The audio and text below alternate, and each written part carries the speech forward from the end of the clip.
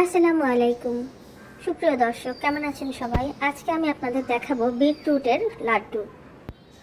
প্রথমে আমি দুটো বিটরুট নিয়েছি এবং এর সাথে নিয়েছি খেজুর এবং গাজর। এগুলো আমি এখন টুকরো করে নিব। টুকরো করে নেওয়া আমার হয়ে গেছে। এখন আমি এটি ব্লেন্ডারে ব্লেন্ড করে নেব। এই জন্য আমি পানি দিয়ে দিলাম এবং ব্লেন্ড করে নিচ্ছি। খুব ভালো করে ব্লেন্ড করতে হবে যাতে সব একদম স্মুথ হয়ে যায়।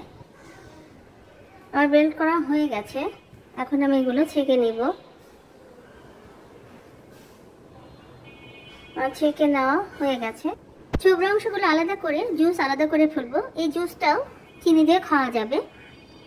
ছোবড়া অংশগুলো আমি ভালো করে ছেঁকে একদম নিয়ে নেব। এখন আমি এটা রান্না করব।